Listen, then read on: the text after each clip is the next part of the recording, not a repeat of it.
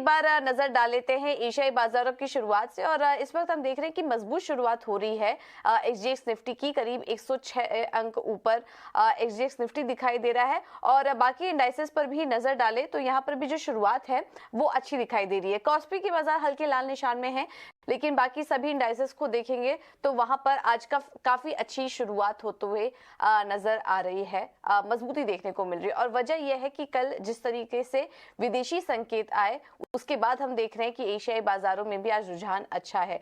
Dow Jones भी कल हमने देखा कि 300 अंकों से ज्यादा की बढ़त के साथ बंद हुआ और अमेरिकी बाजारों में कल काफी अच्छी बढ़त दिखी और सभी दिन की ऊपरी स्तरों पर क्लोज हुए। वजह ये थी अटलांटा फेडरल रिजर्व प्रेसिडेंट का जो बयान आया उसके बाद हमने देखा कि ये तेजी आई है, क्योंकि अभी तक जिस तरह का माहौल बन रहा था, बात की जा रही थी कि मार्च में जो पॉलिसी आने वाली है फेड की उसमें 50 बेसिस पॉइंट की बढ़त देखने को मिल सकती है, लेकिन कल उन्होंने ये बयान दिया कि वो काफी फर्मली ये मान रहे हैं कि अगली पॉलिसी में क्वार्टर बेसिस पॉइंट यानी कि 0.25% की बढ़ोतरी देने के वो पूरे पक्ष में हैं। इस तरह के बयान निकल कर आए तो वो जो नर्वसनेस थी 50 बेसिस पॉइंट की रेट हाइक को लेके वो बाजार में कहीं ना कहीं कम होते हुए नजर आई और हमने देखा कि उसके बाद अमेरिकी बाजारों में भी एक तेजी आई और उसका असर आज जो है वो हम एशियाई बाजारों में भी देख रहे हैं। तो ये जो टेंशन थी 50 बेसिस पॉइंट की वो कहीं ना कहीं कम हुई है, लेकिन अभी भी टेंशन बनी हुई है। कॉन्शियस रहिए, क्योंकि कमेंट्स जो आ रहे हैं एक के बाद एक, सबका ये कहना है कि ब्याज दरों में जो बढ़त का दौर है वो लंबे समय तक जारी रह सकता है। हाँ, क्वांटम इतना बढ़ा नहीं होगा, ये एक रिलीफ मिला है। तो इस वजह से एक रिलीफ रैली हमने देखा कि कल बाजारों में देखने को मिली और वहां पर जो नतीजे भी आ रहे थे वो भी काफी स्ट्रांग थे और उसका भी एक असर कल हमने अमेरिकी बाजारों में देखा, बढ़त के साथ कारोबार कर रहे थे। यूरोप के बाजारों में भी काफी शानदार तेजी थी।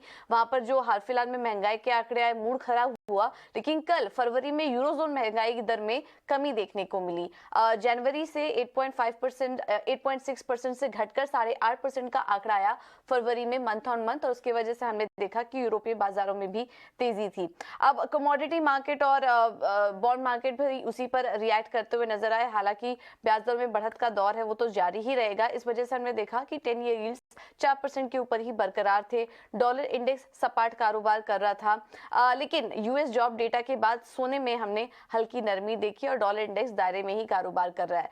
कच्चे तेल में दोनों साइड के फैक्टर्स प्ले आउट कर रहे हैं। यहाँ पर यूरोप में ब्याज दर में बढ़त के अनुमान से कच्चे तेल में हल्की नरमी हमने जरूर देखी, लेकिन दूसरी तरफ चाइना से जिस तरह के वहां पर आंकड़े आ रहे हैं और मजबूत मांग लौटने की बात की जा रही है, वो निचले स्तरों से कच्चे तेल को सपोर्ट भी कर रहे हैं। तो इसी वजह से जो दोनों साइड के फैक्टर्स हैं, हम देख रहे हैं कि ब्रेंट क्रूड दायरे में कारोबार कर रहा है। बट ओवरऑल बात करें, आज हफ्ते का आखिरी कारोबारी सत्र और मजबूत संकेत ही देखने को मिल रहे हैं भारतीय बाजारों के लिए। अब समझेंगे आगे कि रणनीति क्या अपना के चलें, लेकिन एक बार एफआईआईज और डीआईएस के आंकड़े भी देख लेते हैं। कैश मार्केट में 12,770 करोड़ की खरीदारी का आंकड़ा नजर आ रहा है एफआईआईज की तरफ से।